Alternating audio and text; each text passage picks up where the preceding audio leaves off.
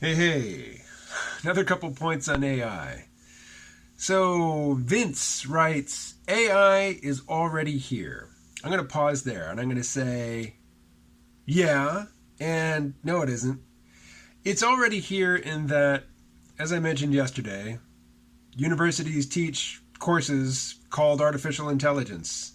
Whatever the content of those courses is, that's AI. I mean, it's whatever they're doing and calling AI, yes, that is here. But AI, as in human thought processes simulated or instantiated in a machine, no, it is not here. Not on the near horizon. There's no indication that I can see that there's a computer that's going to come along in my lifetime that will know what the sun is. I mean, already I could ask the robot over there, the Amazon thing. I could ask it to define the sun, and it would, take my input, run some process on it, and throw out something that kind of resonates with my interests. But it doesn't mean that the Amazon robot knows what the sun is. I don't expect to see that. I honestly don't. Moving along. Only different is what do you determine the different level of intelligence. I'd give you the benefit of the doubt and just rephrase that to say what I think you wanted to say, but I don't know what you wanted to say, so we're going to have to pass on that sentence. But moving right along. Have you been keeping up with the Chinese 5G controlled buses, trains, their cashless systems put us to shame, their transaction from farmers to the market are so efficient? So, no. I have not been keeping up with Chinese 5G controlled buses and trains. That's the advantage of 5G is, you can move a whole lot of data in congested areas. If autonomous vehicles are going to be coordinating with one another rather than just responding to one another, you're going to need 5G, in those high congestion areas. And yeah, I don't doubt that the Chinese are further along in that than we are. Their cashless systems put us to shame. Cash for me is like guns. I support the Second Amendment, in theory. Do I own a firearm? No.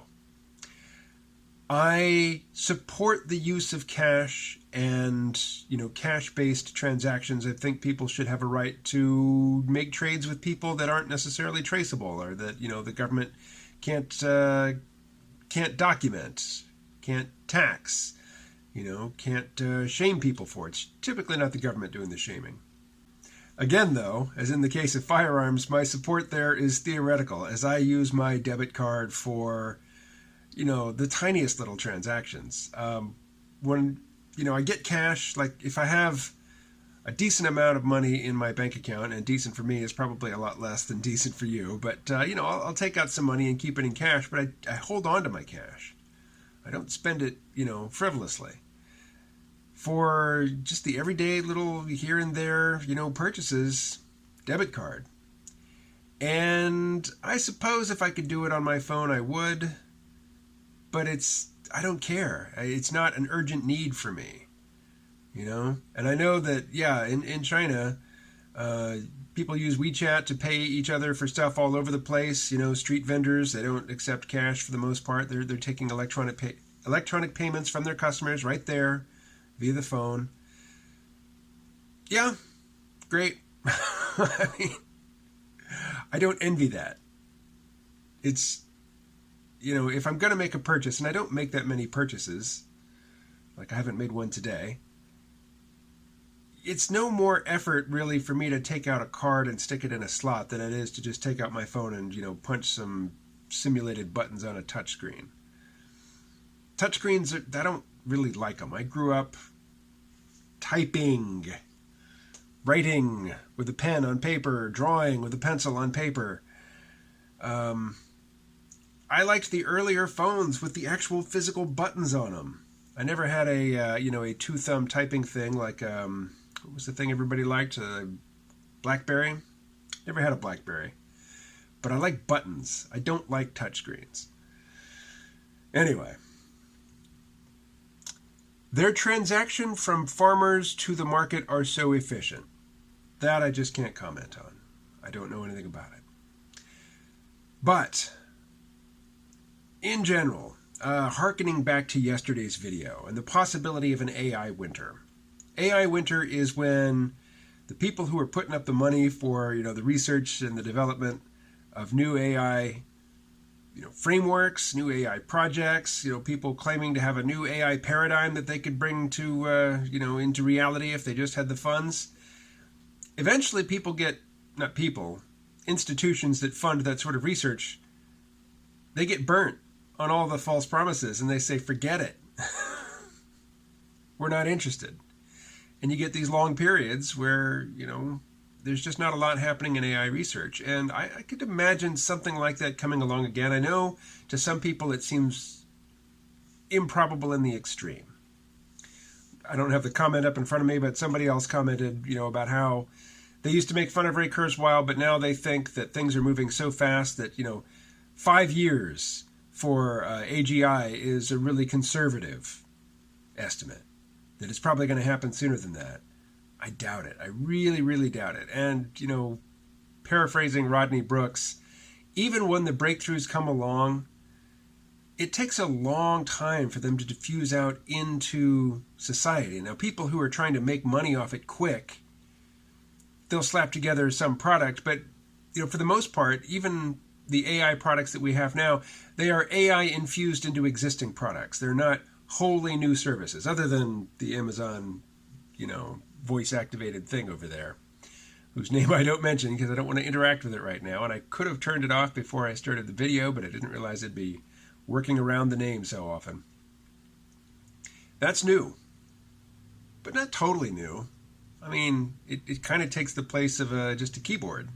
Now, it's really handy for a few things like, setting timers or getting the weather, the current temperature or something without having to go and look at something. Just walking around doing stuff, I can ask it in passing and it'll give me useful information. But it's not all that new. I'm impressed with it and I'm anxious to see how it develops over time.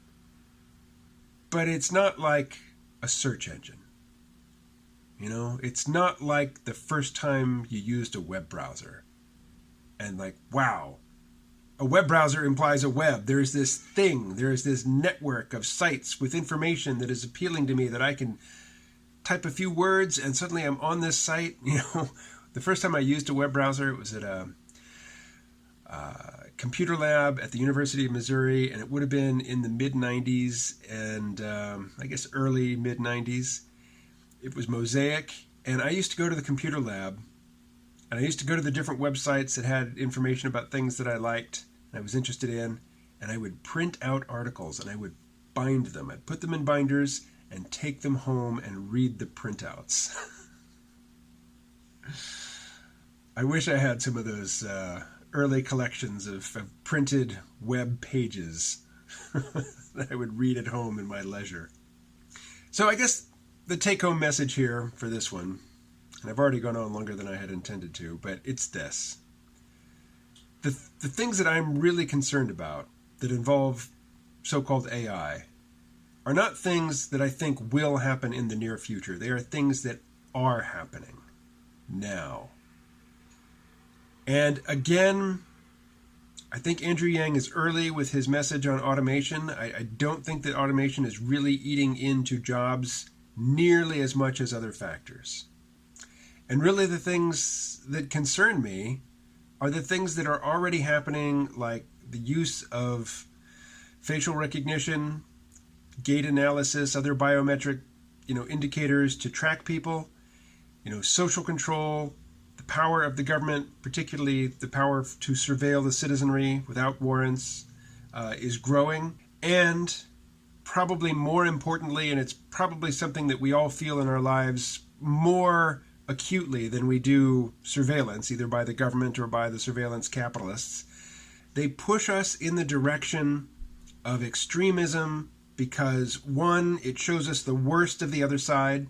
The algorithms aren't really optimized to put us in contact with people who basically share our worldview and values, but who are different in just, a small degree on one axis. No, they put us face to face with the absolute, like just the cartoonishly absurd, extreme views of the people that we disagree with, such that we don't see the person whose views we're reacting to as a person. We see them as the embodiment of something that we hate. And two, we tend to view them as being more representative of the middle of the spectrum than they are. No, the people that we see whose views piss us off, unless they're trolling us, unless they're playing at it just to get a rise out of us, they occupy the far extremes. But if you make an extreme statement, it doesn't take long to realize that the algorithms latch onto that and show it to other people, because they know they don't know anything. The algorithms don't know anything, but experience in the past outcomes of this sort of activity have yielded results, which is to say, continued engagement with the platform. So the things that bother me about AI are the things that have us, hating on each other, getting into ideological, like painting ourselves into ideological corners so that we cannot cooperate with people unless they share all of our opinions, which is crazy. And just being mad at people all the time. I mean, when I was on Facebook, particularly when I was living in New York and I was on Facebook, I would interact with people face to face, and I would enjoy their company, and I would have conversations with them that were productive, or at least enjoyable, and didn't just fall into this, back and forth, tit for tat, snippy stuff. But the exact same people on Facebook were intolerable.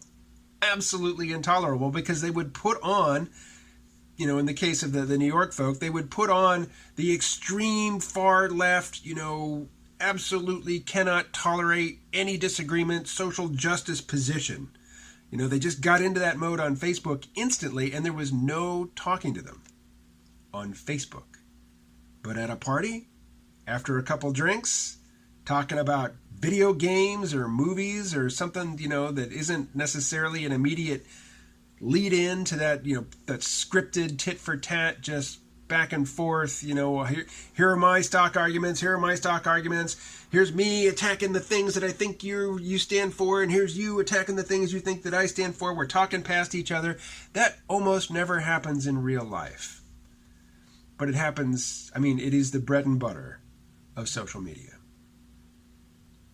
So, beyond, I'm not worried about Skynet bringing down nuclear war or killer robots with glowing red eyes, murdering everybody. Those are silly concerns. I'm not even really all that worried right now about the supposedly not so silly concerns, like technological unemployment, a topic I've been interested in for years. Right now, it seems as abstract to me as it's ever been. But the social, psychological, cognitive effects of this technology seem really, really real to me.